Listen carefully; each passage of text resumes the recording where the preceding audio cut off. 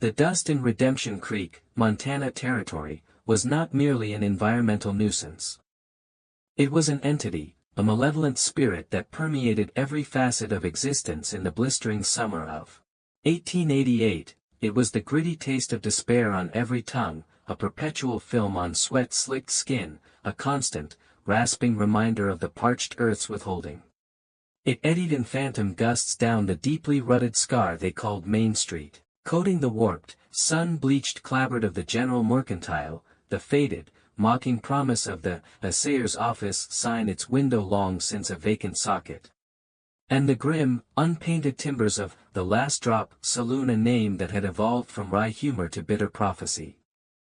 Hope, like the Sweetwater Creek itself, was constricting, dwindling to a thread of its former self. Evelyn Evie Thorne felt its abrasive touch now, a fine, unwelcome powder settling on the worn fabric of her dark, practical skirt as she confronted the anxious, angry faces gathered in the suffocating confines of the erstwhile bakery that now served as Redemption's town hall.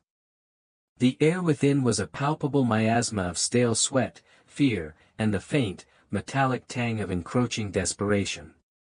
Her left leg, that treacherous, internal barometer of her own fatigue and the territory's fickle temper, pulsed with a deep, insistent, burning ache, an old fire, banked down by years of stoic endurance, but never truly, fully extinguished. With a subtle, practiced shift of her weight, a movement honed by years of concealing the weakness, she held herself erect. Redemption, she knew, craved an icon of unyielding strength, not a woman visibly succumbing to her own frailties. The rationing stands, Evie's voice, when it came, was surprisingly clear, resonant with an authority that belied the insistent tremor in her damaged limb. 1/8 of a barrel per family, per diem. We must husband what little the Sweetwater still deigns to give us. She deliberately omitted the unspoken coda, what meager flow Judge Josiah Colfax, in his infinite rapacity, allows to bypass his new dam. The unvoiced truth hung in the stifling air, heavier and more oppressive than the afternoon heat. Hiram Peabody, a gaunt, sun-scorched farmer whose parched fields lay closest to the dying creek, slammed a calloused, earth-stained fist onto the rough-hewn plank table that served as their council board. His eyes, bloodshot and narrowed with a mixture of fury and terror, fixed on Evie. "An eighth, Thorne, an eighth, my corn is withering on the stalk, turning to dust before it can ripen, my children. They will face the coming winter with empty larders and emptier bellies, and that damn Colfax's damnable, thieving dam. That is the root of this suffering. He is not merely diverting our water. He is systematically, deliberately, siphoning the very lifeblood from this community, from our families. And I comprehend that righteous anger, Hiram, believe me, more than you can know," Evie replied, her gaze steady, meeting his simmering fury with a carefully cultivated calm. She saw beyond his bluster, to the raw, primal fear that contorted his features. The same fear that tightened the young, desperate face of Tom Calloway, whose choked whisper, "So are we just? Are we just to dry up and blow away like last year's forgotten tumbleweeds?"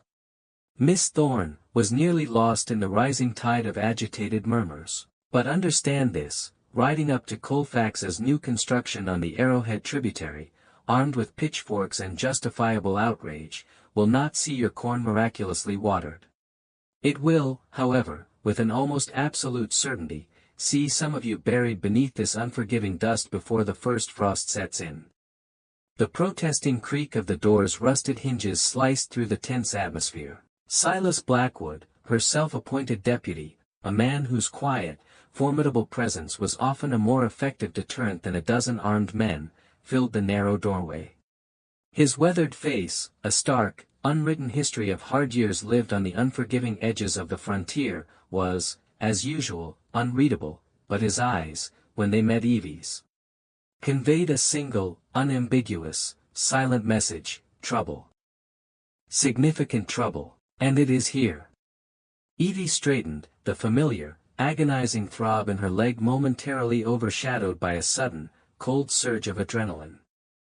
"This council is hereby dismissed," she announced. Her tone sharp, brooking no further discussion. "We will reconvene when there is substantive news to impart, or, if a merciful God still remembers the name of Redemption Creek. When the rains finally arrive."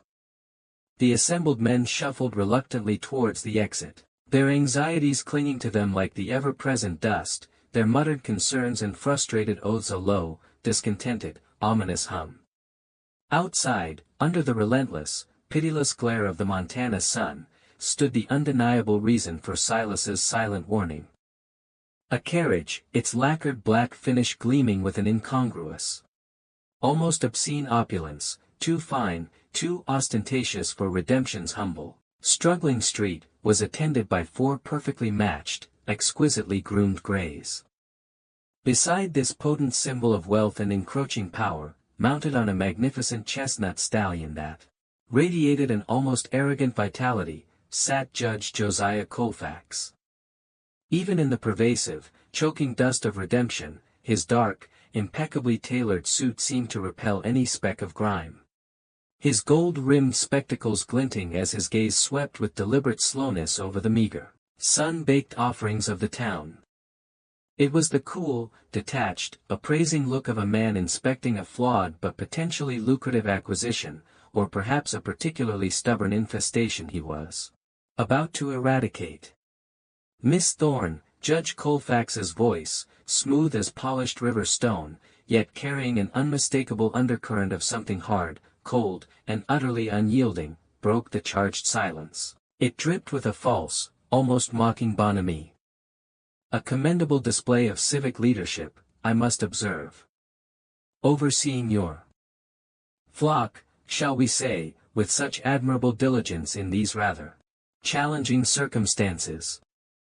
His gloved hand, holding supple leather reins, made a vague, dismissive gesture towards the desolate, dusty street. "Judge Colfax." Evie inclined her head, a fractional, purely formal gesture that conceded nothing of her inner turmoil. "Your presence in Redemption is unexpected. What pressing territorial business brings you to our humble doorstep on such a day as this?" Her own voice was carefully modulated, a practiced monotone betraying none of the cold, visceral apprehension that his mere presence always ignited deep within her. This man, with his carefully cultivated veneer of legal authority, his retinue of hard-eyed, armed outriders, and his well-documented history of ruthless ambition, was a far more insidious and dangerous threat than the capricious whims of the drought-stricken land. "Territorial business, naturally, Miss Thorne," he replied, a thin, predatory smile touching the corners of his lips but failing to reach the cold calculation in his eyes. "The orderly administration of justice throughout this expansive territory, the judicious and equitable management of its precious resources." And speaking of resources, his gaze, pointed and deliberate, flickered for a telling moment towards the distant, hazy, shimmering silhouette of the Stone Eagle Canyon, wherein lay the Sweetwater Spring, Redemption Creek's singular source of life, its very soul. Or, more accurately, where it used to flow with a generous, life-sustaining abundance before Judge Colfax's cynical interference. "I trust that your resilient community is, shall we say, adapting appropriately to the recent, and indeed quite necessary, recalibrations in water allocation protocols upstream." Those necessary recalibrations, Evie knew with a certainty that chilled her to the bone, were his dam. His brazen theft, constructed with cynical, brutal efficiency on the Arrowhead tributary, a vital feeder artery for the Sweetwater Spring, under a quasi-legal claim so flimsy, so riddled with blatant inconsistencies, forged signatures, and backdated affidavits, that Evie was certain Colfax himself had personally orchestrated its fraudulent passage through a corrupted territorial bureaucracy. It had been 3 long, increasingly desperate weeks since its completion, and Redemption's share of the Sweetwater's flow had dwindled to a mocking, muddy, insufficient trickle. We are, as you say, a resilient people, Judge, Evie stated, her hand instinctively moving to the worn leather flap of the map case that was her constant companion. Her portable arsenal. Within it lay her own meticulously drafted hydrological charts, her carefully researched counterclaims, the documented, irrefutable history of redemption's long-standing. Water rights, the fragile, paper-thin ammunition of their desperate, unequal fight for survival. Though some amongst us, those with a perhaps less sophisticated understanding of legal nuance, might venture to question a definition of the territory's greater good that so conspicuously, so disproportionately, benefits one man's vast cattle interests at the direct, calamitous expense of an entire established community's continued existence. Judge Colfax's eyes, cold and reptilian behind the polished lenses of his spectacles, narrowed almost imperceptibly. The thin, bloodless smile remained fixed, but it now held a sharper, more dangerous edge. Water rights, Miss Thorne, are a notoriously complex, frequently misunderstood, and often regrettably contentious area of jurisprudence. They are best interpreted, and indeed adjudicated, by those individuals possessing the requisite intellectual capacity, legal acumen, and, of course, the properly constituted authority to do so. I shall be remaining in this immediate vicinity for a matter of several days. An opportune period, I should think, for us to engage in a more substantive, more productive discussion regarding Redemption Creek's rather precarious long-term viability, and how it might, shall we say, more harmoniously align itself with the inevitable, and I assure you, exceedingly prosperous, future development of this great Montana territory. He gathered his reins with a subtle, almost imperceptible tightening. A silent signal to his watchful entourage. I bid you a most good day. The opulent carriage, with its phalanx of armed and watchful outriders, moved off with a confident, unhurried, almost processional air that was an insult in itself, a blatant display of unassailable power. It left behind a fresh, choking cloud of acrid dust and an unspoken, yet terrifyingly palpable, threat that settled over the already beleaguered Redemption Creek like a funeral shroud. Silas Blackwood materialized at her side as the last of Colfax's dust began to settle, his weathered face a study in grim, stoic resignation. He spat into the dust. A small, almost futile gesture of profound contempt. That there were not no mere courtesy call, Evie. That were not no idle chat about the weather. No, Silas, Evie agreed, her gaze fixed on the disappearing caravan, the relentless, agonizing throb in her damaged leg a vicious, physical counterpoint to the cold, hard knot of dread tightening in her stomach. That was a vulture circling its prey, assessing its weakness before the final strike. He means to have the sweet water, Silas, every last precious drop. And if he succeeds in taking our water, he takes redemption itself. She took a ragged, dust-filled breath, the grit harsh against her dry throat. He has come to watch us die. Or, more precisely, to ensure that we do. The arduous journey to Helena, the raw, burgeoning territorial capital, was a descent into a private, personalized inferno for Evie Thorne. Each jarring lurch and violent sway of the dilapidated stagecoach sent fresh, incandescent daggers of pain shooting up her damaged left leg, from the scarred, misshapen ankle to the treacherous, unstable hip. The old, poorly healed injury. A bitter and permanent souvenir from her 16th year, a desperate, ultimately futile attempt to drag her younger brother, Daniel, from the collapsing, mud-soaked ruins of their sod-roofed homestead during a catastrophic flash flood had bequeathed her far more than a discernible, often pronounced limp. It had cursed her with a lifetime supply of unrelenting, chronic pain, a constant, insidious, unwelcome companion that gnawed remorselessly at her physical strength and whispered insidious suggestions of old failures and present inadequacies in the quiet, vulnerable hours of the night. Daniel, her bright, inquisitive, laughter-filled Daniel, With his boundless curiosity and his unwavering faith in his older sister's ability to protect him, swallowed by the churning, debris-filled, indifferent waters while she lay trapped, screaming his name, helpless, the crushing, splintering weight of a sodden roof beam pinning her leg and shattering her spirit. The memory, vivid and visceral, was a raw, unhealing wound, far deeper, far more agonizing, than the damaged bone and torn sinew that served as its physical testament. Silas Blackwood, his usual granite stoicism softened by a rare, almost paternal display of concern, had done what little he could to cushion her against the stagecoach's brutal, unceasing attentions, strategically wedging worn saddlebags. His own threadbare bedroll, and even a surprisingly soft woolen shawl procured from Maria Rodriguez around her tormented limb. But there was no real or lasting defense against the primitive, bone-jarring suspension of the coach or the relentlessly rutted, boulder-strewn track that, by some generous feat of frontier nomenclature, was designated as a road. By the time they finally rattled and swayed into the bustling, cacophonous, muddy streets of Helena, Evie was ashen-faced, her lips bloodless, the lines of profound exhaustion and barely suppressed pain etched so deeply around her eyes and mouth that she looked a decade older than her 30-odd years. Yet, her core resolve, that stubborn, unyielding, almost infuriatingly resilient center of her being, remained a hard, cold, fiercely glowing ember deep within the furnace of her suffering.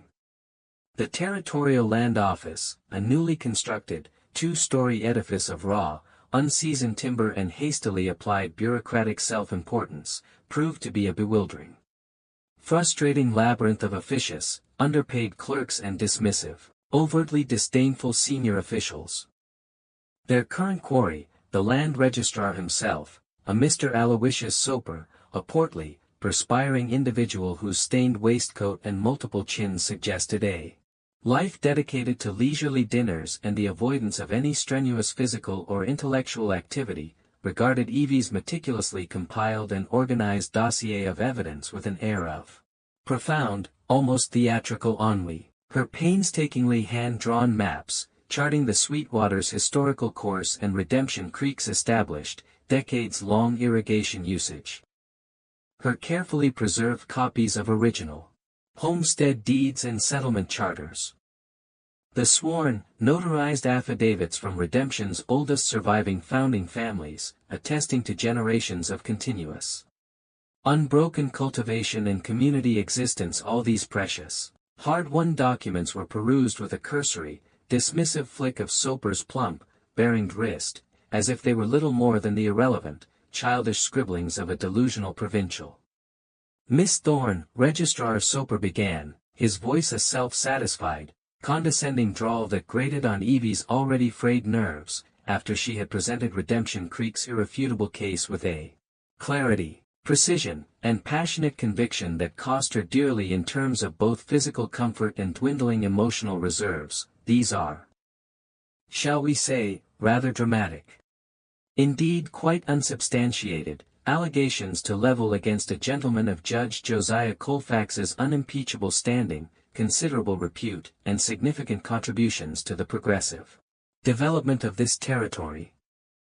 He tapped a disdainful, ink-stained finger on her carefully drafted hydrological map, the one illustrating the devastating impact of Colfax's upstream dam. Your documentation, while undoubtedly spirited and reflective of a certain rustic diligence, appears to be regrettably deficient in certain essential areas of official authentication, shall we say. It lacks the necessary formal rigor, the requisite bureaucratic validations. Judge Colfax's claims to the entirety of the Arrowhead tributary, conversely, Soper continued, gesturing towards a thick, impressively bound ledger on his expansive, cluttered desk, are, as one would expect, all in impeccable, unimpeachable order. Properly filed, duly stamped, witnessed by reputable individuals, and officially sealed by the relevant territorial authorities.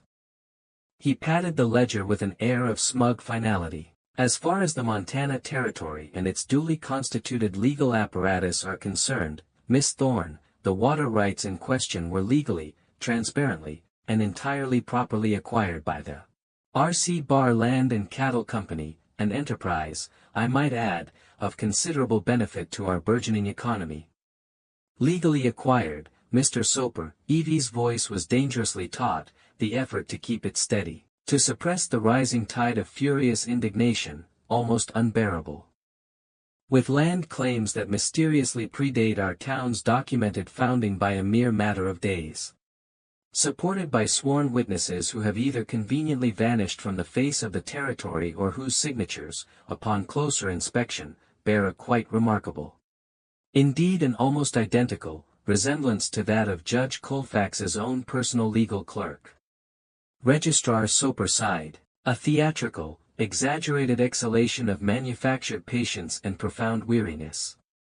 The law, madam, as I am repeatedly obliged to explain to petitioners such as yourself, is a precise, complex, and often, to the uninitiated, an unforgiving instrument. It does not, regrettably, accommodate romantic sentimentality, nor does it bow to unsubstantiated accusations, however passionately delivered. His smile was a bland, impenetrable mask of bureaucratic dismissal. Perhaps your community, admirable though its pioneering spirit may undoubtedly be, might more productively focus its energies on, shall we say, adaptation to the prevailing and entirely lawful current realities, or, indeed, he added, his tone now openly patronizing, explore the many other abundant opportunities this vast and bountiful territory affords to those who are truly resilient, resourceful, and willing to embrace the winds of change. Emerging from the stifling confines of the land office into the jarring cacophony and ceaseless, swirling activity of Helena's main thoroughfare, the sheer noise and overwhelming human presence a brutal contrast to Redemption Creek's profound and suffocating dusty silence, Evie felt a chilling, sickening wave of cold fury mingle with a bone-deep, soul-crushing weariness. Judge Colfax's influence, his insidious, corrupting tendrils, were not confined to the remote valleys. They extended far and wide, poisoning the very wellsprings of justice and governance throughout the territory. He had not merely stolen their precious water, their means of survival. He had systematically, cynically, dismantled their every legitimate avenue of legal recourse, leaving them isolated, vulnerable, and seemingly without hope. He has them all, Silas, she said, her voice a low, defeated, almost inaudible murmur as they stood by the chaotic, crowded stage office, the daunting prospect of the agonizing return journey to redemption looming before them like a sentence of renewed torment. Every obsequious clerk, every venal registrar, every ambitious, underpaid petty official with a rubber stamp to be bought or a nascent career to be cultivated through judicious sycophancy. Silas Blackwood, never a man for wasted words or empty platitudes, spat with force and precision into the thick, churned dust of the street, a small, almost futile gesture of profound, unspoken contempt. Figured as much, Evie had a bad feeling about this whole damn enterprise from the get-go.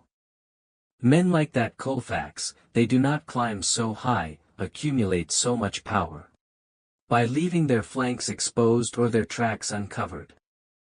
He looked at her then, his usually guarded, inscrutable gaze softened by an uncharacteristic, almost tender concern that caught her by surprise. You are hutton bad, Evie. Real bad. I can see it in your eyes. In the way you are holding yourself. Soon as we get back to redemption, you are seeing Dr. Finch. And there'll be no arguments from you on that score, understood?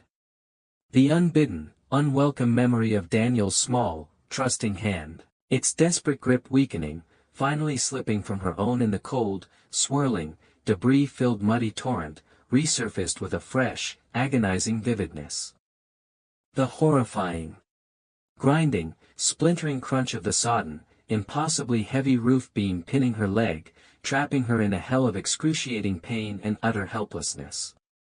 The pervasive, cloying scent of wet earth, decaying vegetation, and her own warm, sticky blood. Failure.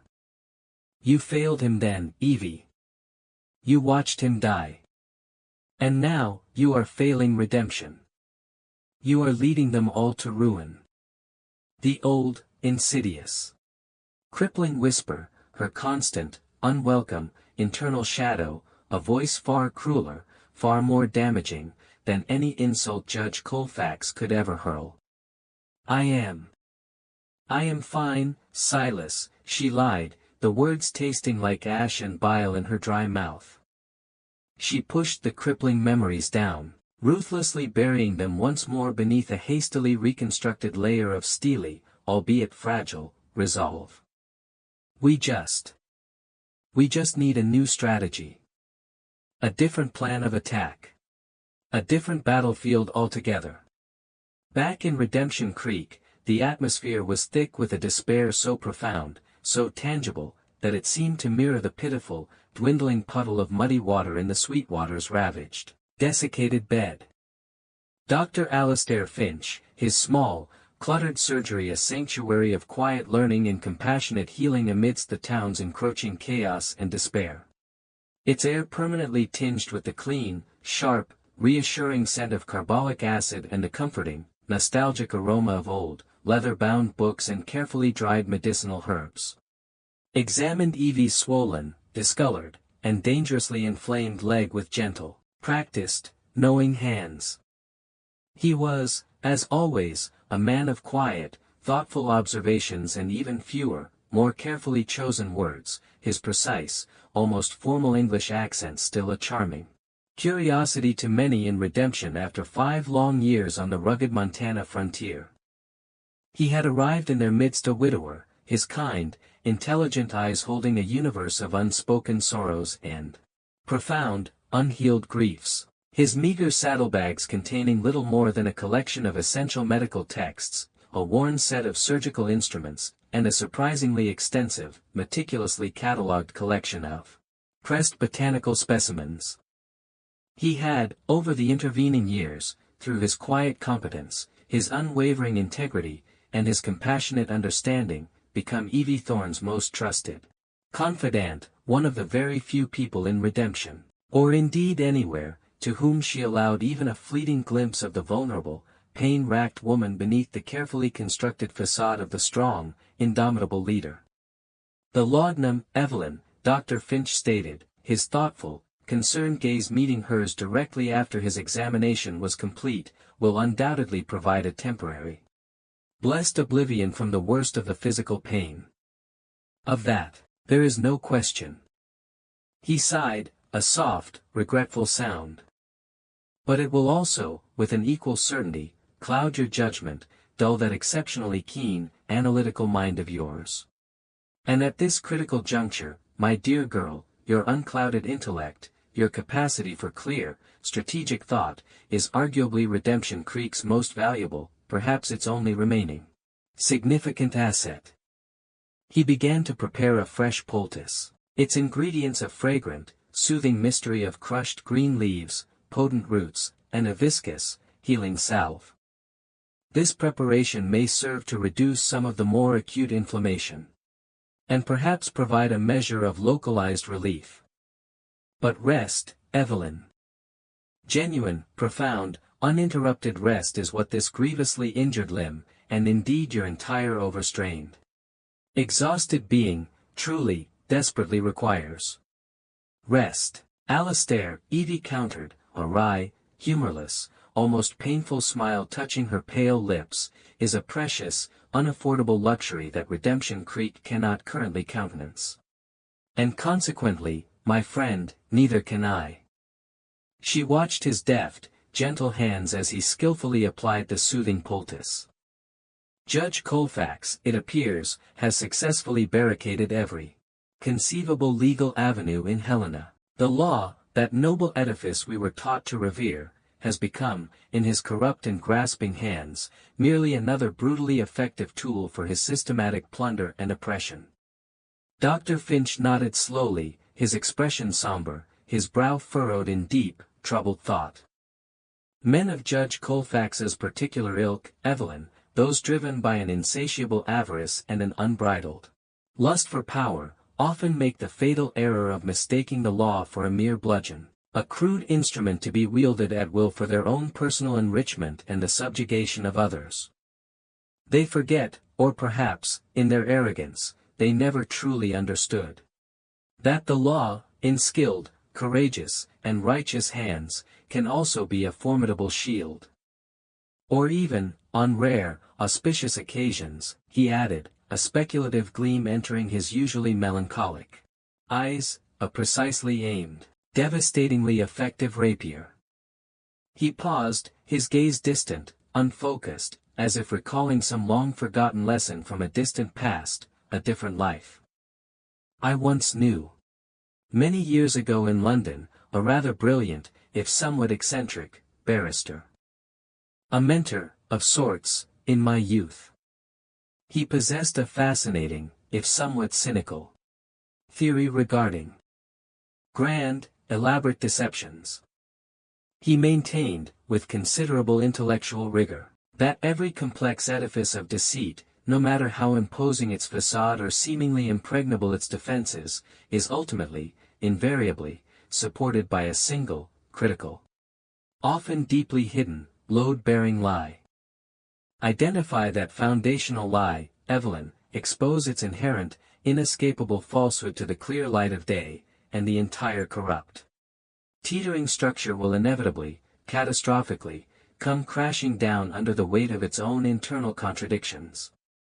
A load-bearing lie. The phrase, so evocative, so pregnant with possibility, resonated deep within Evie's exhausted but still fiercely combative spirit, a tiny, unexpected flicker of intellectual curiosity amidst the smoldering ashes of her comprehensive legal defeat in Helena.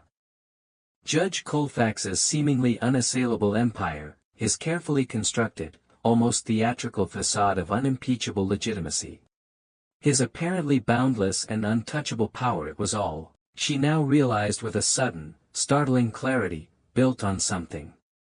Some foundational untruth, some critical, concealed vulnerability, some fatal flaw in the architecture of his tyranny.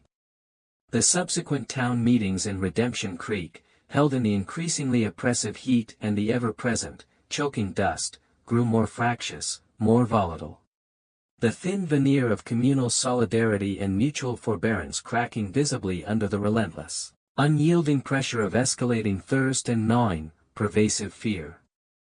Hiram Peabody, his face now gaunt and deeply lined, his eyes burning with the wild, desperate fervor of a man pushed to the very brink of his endurance, once again passionately, almost violently, advocated for direct, forceful action.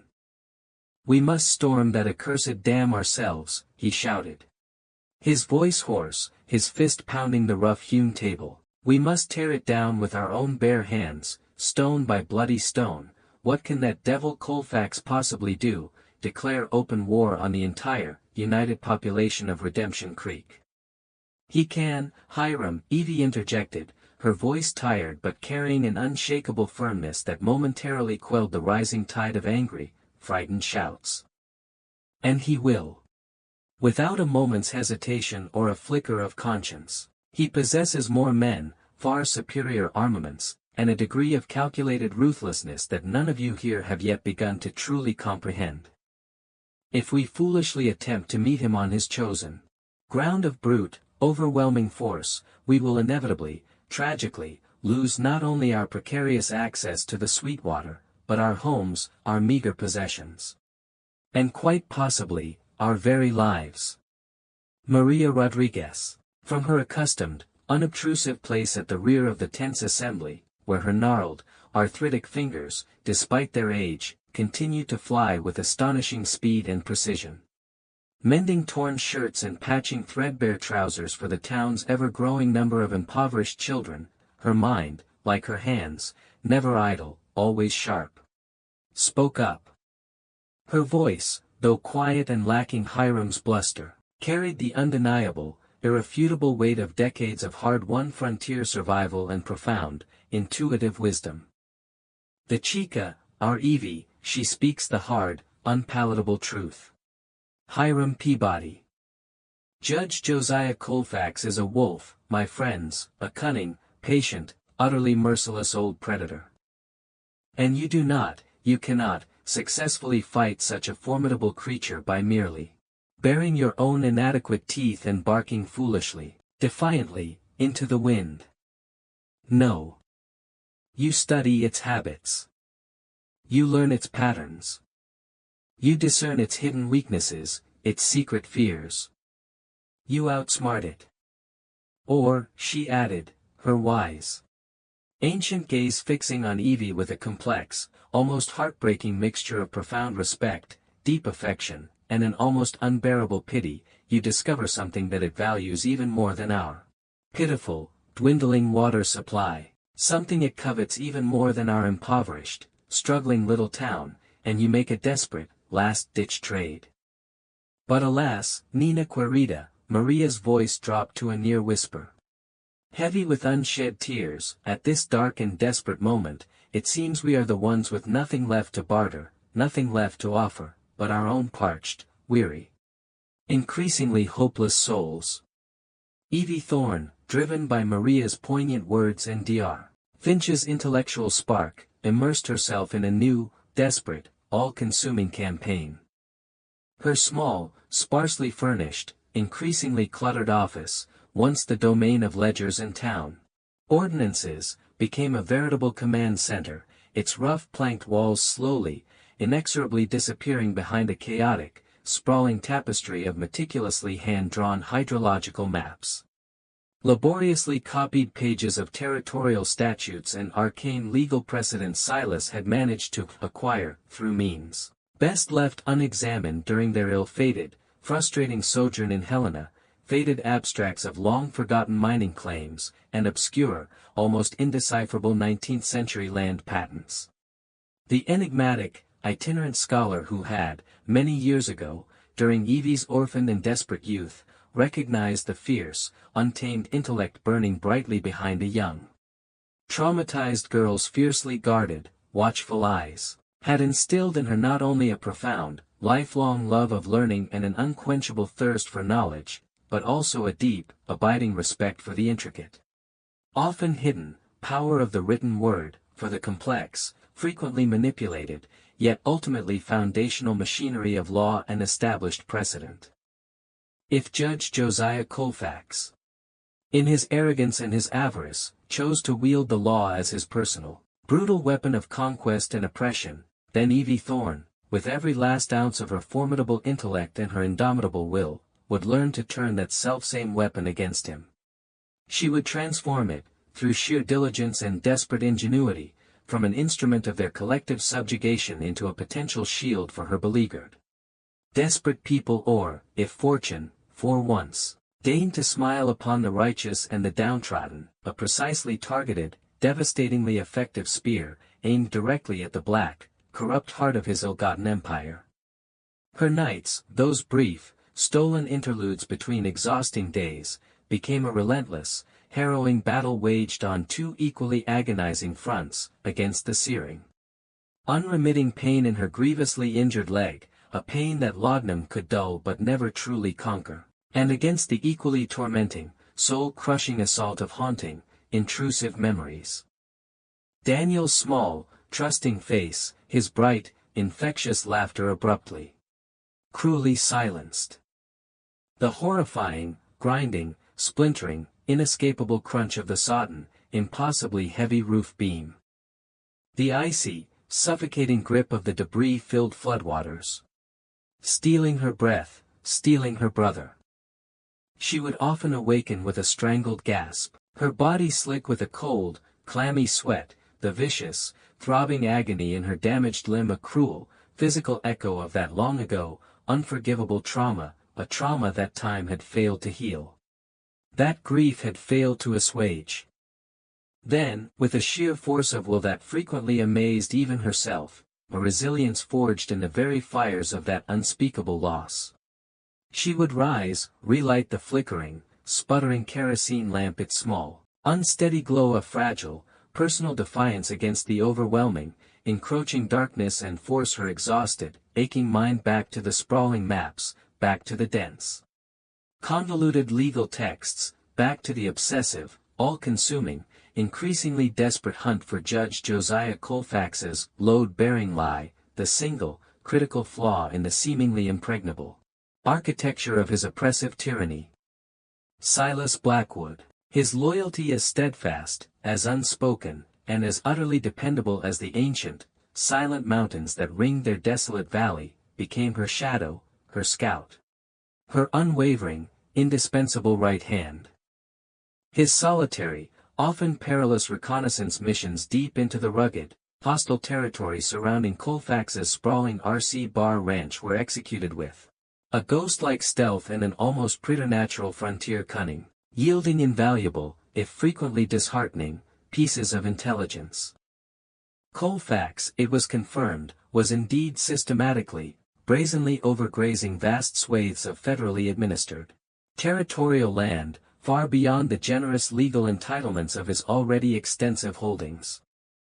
He was, with a chilling, calculated efficiency, pushing smaller, independent, often struggling homesteaders and ranchers off their legitimately claimed properties with a brutal, insidious combination of veiled, unspoken threats, carefully orchestrated accidental damage to their fences and crops by his conveniently straying RC Bar cattle, and the certain knowledge that none of them possessed the financial resources or the political influence to successfully challenge his predatory actions in a legal system he effectively, demonstrably owned and manipulated at will.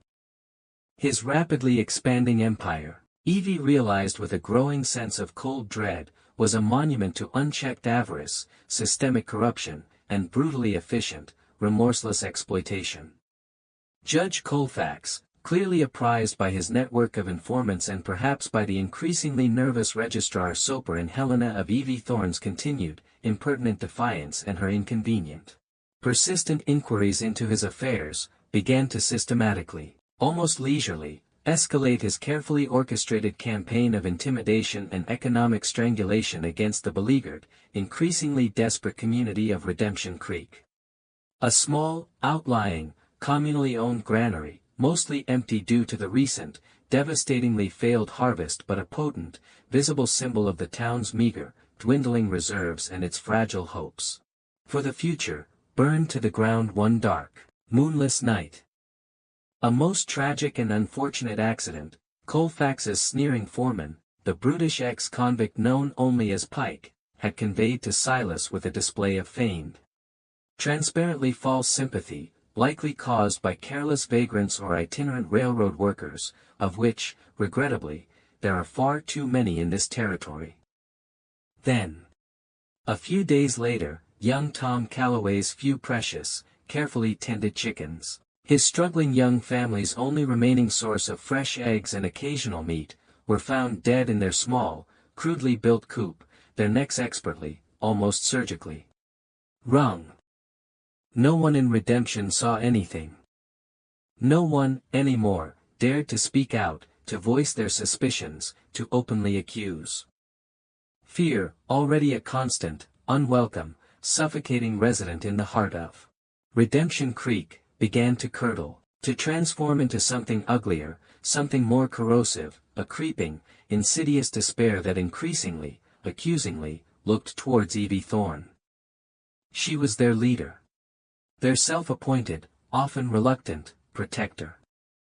Why was not she doing something more decisive, more effective? Why could not she stop this slow, agonizing, inexorable slide towards utter ruin? The pressure, both internal, from her own relentless drive and her crippling self-doubt, and external, from the increasingly desperate, frightened, and occasionally resentful townspeople, became almost unbearable, a crushing, suffocating weight upon Evie's already overburdened shoulders. She drove herself with a merciless, almost self-destructive intensity, sleeping in snatched, pain-filled, nightmare-ridden fragments, eating little more than stale bread and bitter coffee, the lines of profound strain and chronic exhaustion around her usually expressive dark eyes deepening into permanent, bruised-looking shadows. Her limp, once a subtle, carefully concealed imperfection, became more pronounced, more difficult to disguise, a visible testament to her dwindling physical reserves and her escalating internal agony. One particularly bleak, soul-wearying evening, as she sat hunched over her cluttered desk, meticulously reviewing yet another sheaf of arcane, almost indecipherable 19th-century land deeds by the guttering, sputtering, wholly inadequate light of a nearly exhausted kerosene lamp, a single, almost overlooked, seemingly innocuous passage, buried deep within the dense, convoluted text of a long-forgotten, virtually obsolete territorial statute regarding the establishment and water apportionment rights of pre-existing, bona fide agricultural settlements, suddenly, unexpectedly, leaped out at her from the faded, spidery script, igniting a tiny, almost unbelievable spark of renewed hope in the desolate wasteland of her weary spirit. The statute, an anachronistic relic from the very earliest, most chaotic days of Montana's territorial organization, a period characterized by fluid borders, disputed claims, and a desperate need to encourage permanent, productive settlement, stipulated, in language both archaic and remarkably precise, that if a recognized, established community could provide irrefutable, legally admissible proof of continuous, bona fide agricultural cultivation and official, registered community status predating, by a significant and demonstrable margin, any subsequent, conflicting water claims on tributaries or feeder streams essential to their primary, historically utilized water source, then that community's original, historically established water rights could, under specific, clearly defined, albeit rarely invoked, legal circumstances, be deemed paramount, overriding any later competing claims, regardless of their apparent legitimacy or the political influence of the subsequent claimants. Alastair, Maria, Silas, quickly, Evie's voice, hoarse with profound, bone-deep fatigue but vibrating with a sudden, electrifying, almost desperate surge of renewed, almost forgotten hope, cut sharply through the oppressive late-night silence of her small, cluttered office. She spread the open, fragile pages of the ancient statute book on her crowded desk, her trembling, ink-stained finger tracing and retracing the crucial, almost illegible lines of faded, spidery brown ink. Look at this, you must look at this, Section B, Sub-paragraph 3, concerning, established agricultural communities and primary water apportionment, if we can definitively, irrefutably prove that Redemption Creek's continuous, documented agricultural use of the Sweetwater Spring, if we can substantiate our official, registered community status from those earliest settlement days, before Judge Josiah Colfax or his R.C. Bar Company even conceived of their fraudulent, predatory claim on the Arrowhead tributary. Her voice trailed off, choked with a mixture of dawning disbelief and an almost unbearable, terrifying hope. Dr. Alastair Finch, adjusting his spectacles with a slight tremor in his usually steady hands, leaned closer, his keen, scholarly mind immediately grasping the profound, potentially game-changing implications of the archaic text. Maria Rodriguez, her lifetime of accumulated frontier wisdom and innate shrewdness etched on her deeply lined, expressive face, her knitting needles for once stilled in her gnarled, work-worn hands, peered intently over his shoulder, her sharp, intelligent dark eyes narrowed in intense, focused concentration. Silas Blackwood, his usual stoic impassivity tinged with a rare, cautious, almost reluctant optimism, listened with a new, focused intensity. His gaze fixed on Evie's animated, transformed face. This is quite extraordinary, Evelyn, Dr. Finch breathed at last, a rare, undisguised excitement enlivening his usually melancholic, measured voice. This particular legislative codicil is so deeply anachronistic, so profoundly rooted in the very earliest, almost primordial principles of territorial settlement and land apportionment, that it is entirely, eminently plausible that even a man as legally astute and systematically thorough as Judge Colfax, in his modern, ruthlessly efficient, corporate-style approach to land acquisition and resource monopolization, would have either dismissed it as entirely irrelevant to contemporary jurisprudence, or, more likely, have been entirely, blissfully unaware of its continued, albeit dormant, legal standing and potential applicability. Maria Rodriguez's dark, intelligent eyes, bright with a sudden, fierce, almost predatory gleam in the flickering, uncertain lamplight, met Evie's. "My grandfather, Hija Querida," she said, her voice a low, conspiratorial, almost reverent whisper.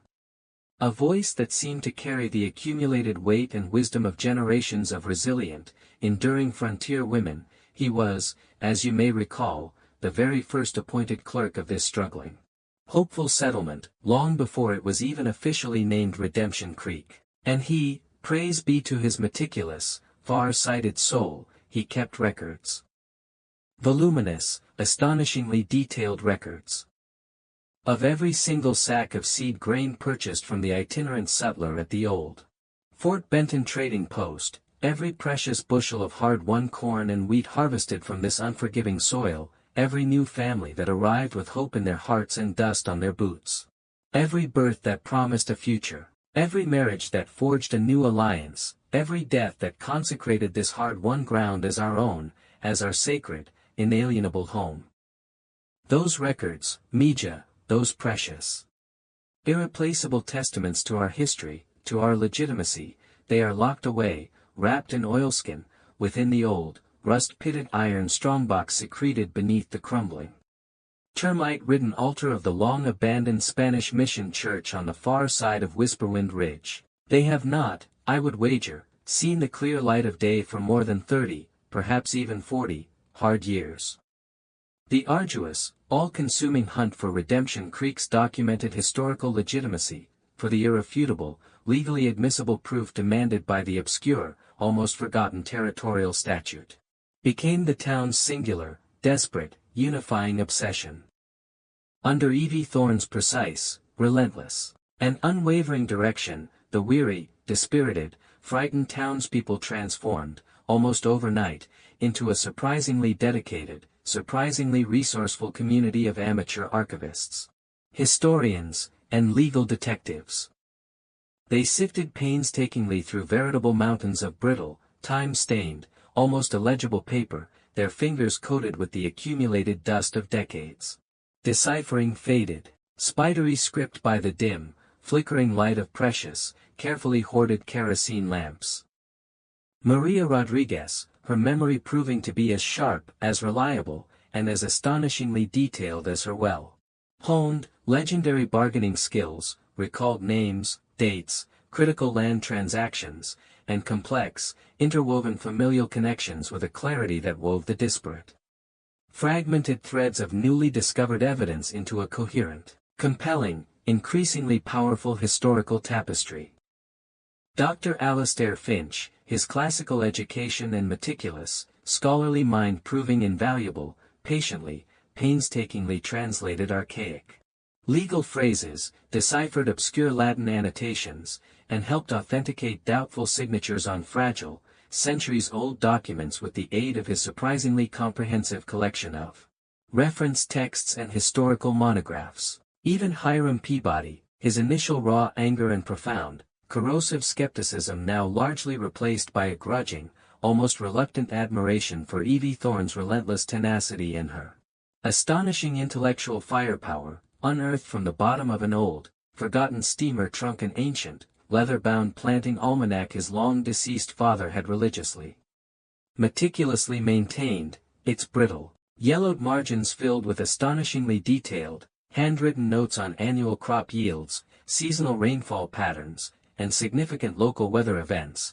notes that corresponded with uncanny, almost miraculous precision with Redemption Creek's earliest, most prosperous, pre-Colfax years. It was slow, arduous, painstaking, often frustrating work, each newly rediscovered fact, each successfully authenticated document, a small, hard-won, precious victory against the steadily encroaching, suffocating despair. Judge Colfax's oppressive, menacing shadow, however, continued to loom large, dark, and increasingly threatening over their desperate endeavors. His RC bar riders, more numerous and more overtly aggressive now, became an increasingly frequent, deliberately unnerving, and unwelcome sight on the immediate outskirts of Redemption Creek. Their silent, watchful, contemptuous presence a constant, calculated, unnerving threat, a clear message of impending retribution. One sweltering, dust-choked afternoon, Silas Blackwood returned from a particularly perilous, deep-cover scouting mission into the heart of Colfax's heavily guarded territory, his usually impassive, weathered face unusually grim. His jaw set in a tight, angry line.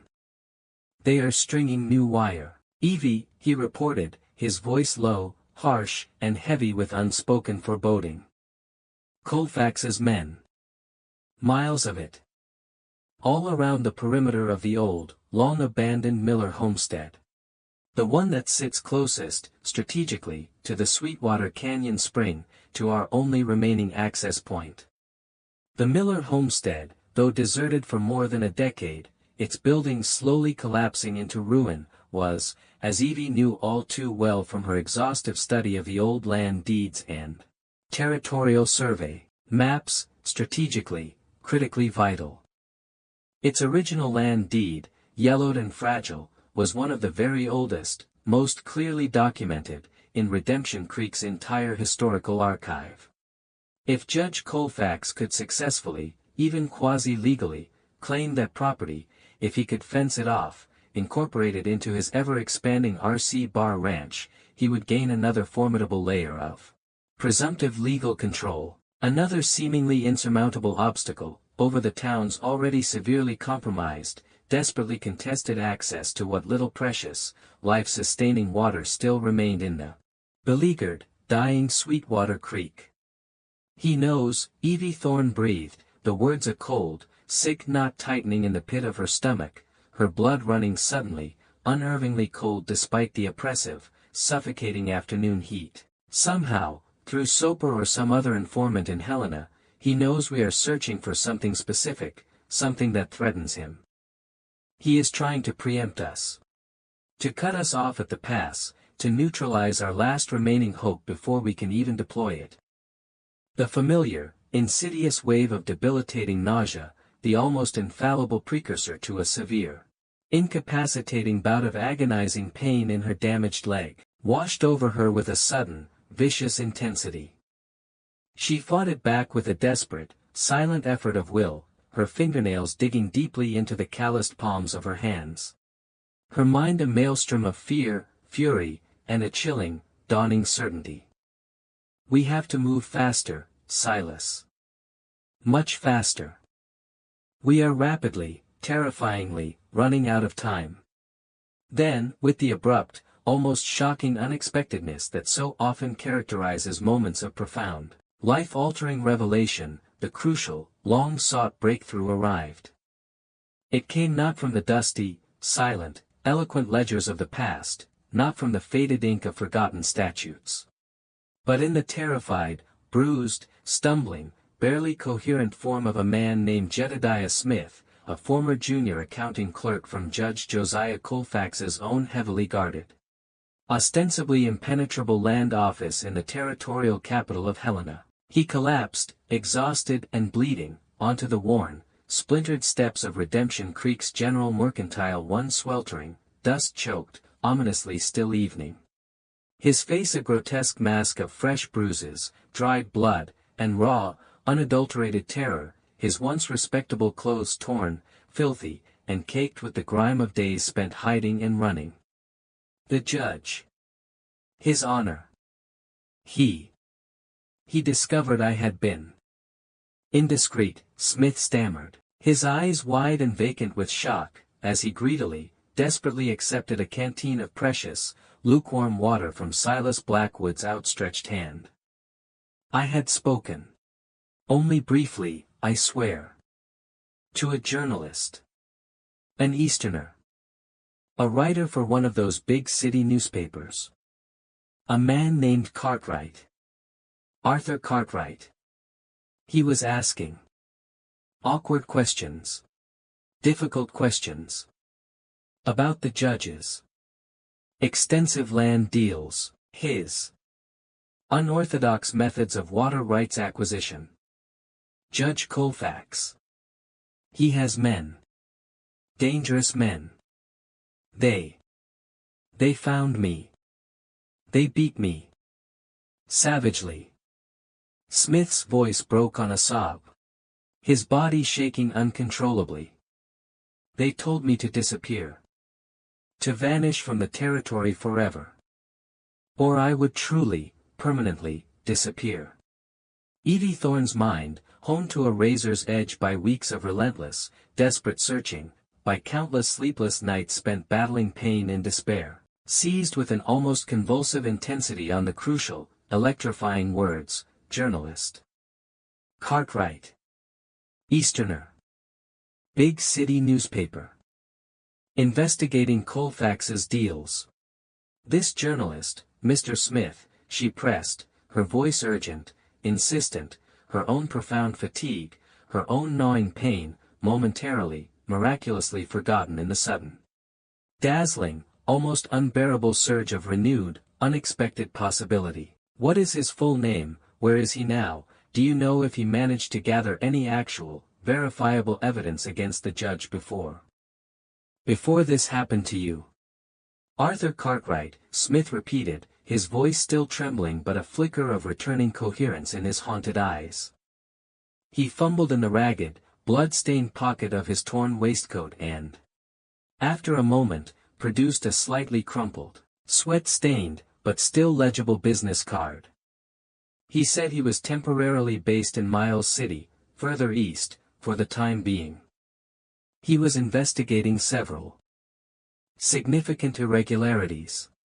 He called them, in the administration of the Montana Territory. Then, he said, he was planning to head back east, to his newspaper in Philadelphia. He gave me this. He pressed the card into Evie's outstretched hand. He seemed to believe my story. He seemed like an honest man. Miles City. Over 100 miles of harsh, unforgiving, frequently hostile terrain. A grueling, potentially dangerous ride, especially in her current, severely depleted physical condition. But if this Arthur Cartwright had indeed been seriously, professionally investigating Judge Josiah Colfax, if he possessed independent, corroborated evidence of the judge's widespread corruption, if he represented a reputable, influential newspaper far beyond Colfax's poisonous, corrupting reach, then he could be the external, impartial lever they so desperately, so urgently needed. The clear, cleansing, disinfecting sunlight, as Evie had once mused to Dr. Finch, that could finally, irrevocably, expose the darkest, most rotten corners of Colfax's ill-gotten, blood-soaked empire. Silas, Evie Thorne commanded, her voice imbued with a new, almost forgotten, electrifying energy, her dark, exhausted eyes suddenly blazing with a fierce, unquenchable, determined light. Saddle our best, freshest horses. We are riding to Miles City. We leave within the hour.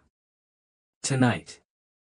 She deliberately, forcefully ignored the immediate, protesting, searing stab of agony from her rebellious leg.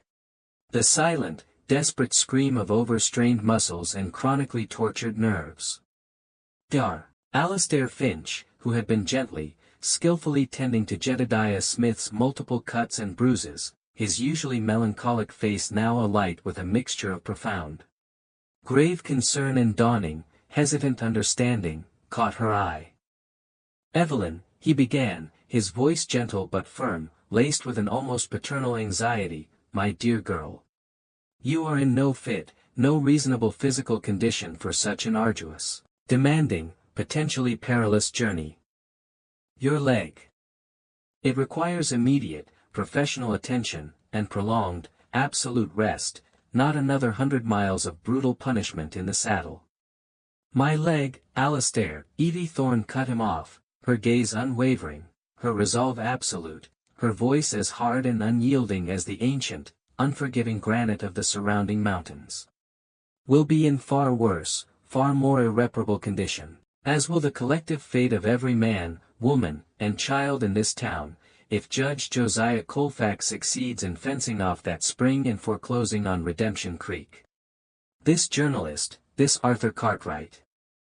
He might very well be our last, our only, our most desperate hope. And we, my friend, are going to take it, whatever the cost.